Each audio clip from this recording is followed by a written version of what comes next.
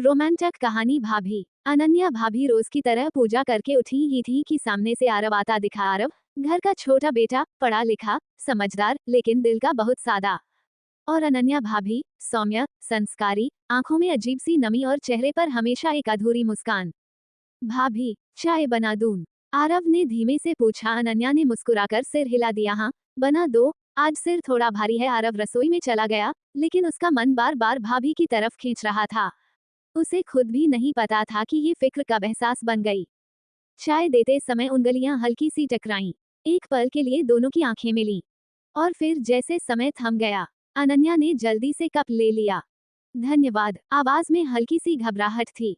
आरव ने महसूस किया, ये सिर्फ उसकी नहीं, भाभी की भी। उस रात अनन्या देर तक सो नहीं पाई।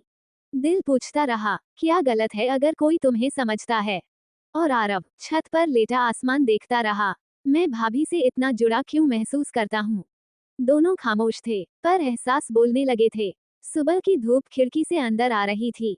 अनन्या भाभी आईने के सामने खड़ी थी, पर आज खुद को नहीं देख रही थी। उनका मन कल की उस छोटी सी आंखों की मुलाकात में उलझा हुआ था। मैं ऐसा क्यों महसूस कर रही हूँ, उन्होंने खुद से सवाल किया। इसी बीच आरव की आवाज आई, भाभी, नाश्ता तैयार है। अनन्या ने गहरी सांस ली और बाहर आ गईं। टेबल पर बैठते समय दोनों के बीच एक अजीब सी खामोशी थी। पहले जहां बातें अपने आप हो जाया करती थीं, आज शब्द जैसे रास्ता ढूंढ रहे थे। भाभी, आरव ने धीरे से कहा, आप ठीक तो हैं ना? कल से कुछ परेशान लग रही हैं। अनन्या ने नजरें झुका लीं। हाँ, बस थोड़ा थकान है। लेकिन आरव समझ गया, ये थकान शरीर की नहीं, दिल की थी।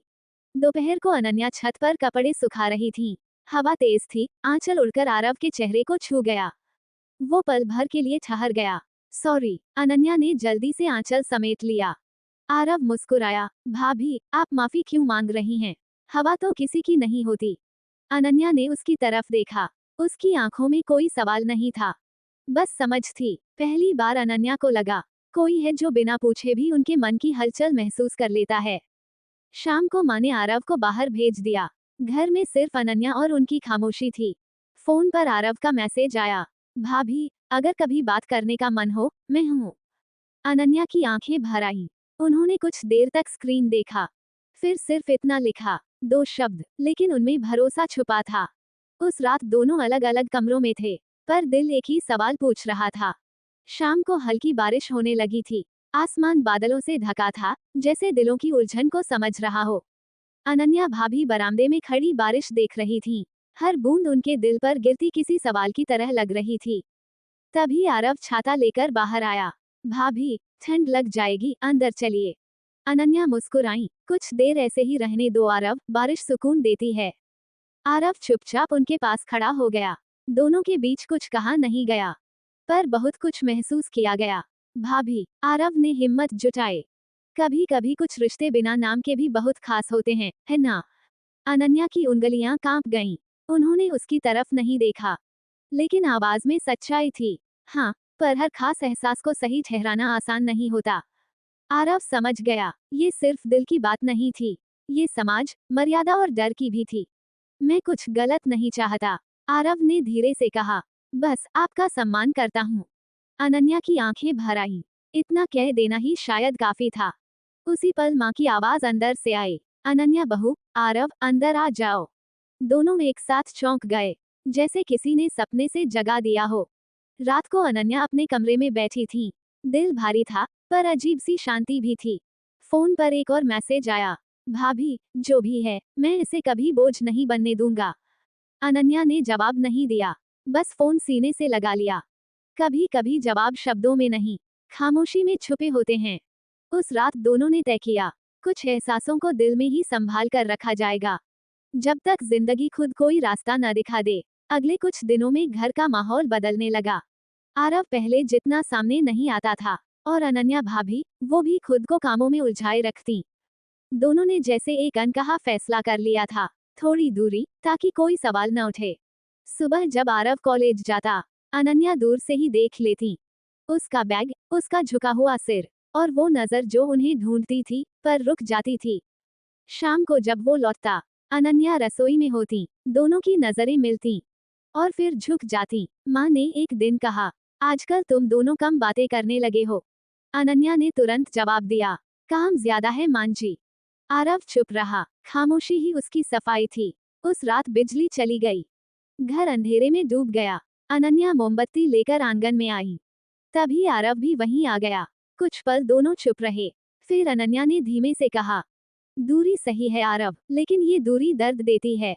आरव की आवाज भर आई। मैं रोज खुद से लड़ता हूँ भाभी, पर आपको तकलीफ में देखकर और मुश्किल हो जाता है। अनन्या ने पहली बार उसकी तरफ सीधे देखा। कभी कभी इंतजार भी प्यार की सबसे सच्ची शक्ल होता है। आरव ने सिर झुका लिया। तो मैं इंतजार करूंगा। मोमबत्ती की लौ हिल रही थी। जैसे उनके दिल। बिजली आ गई। रोशनी के साथ हकीकत भी लौट आई।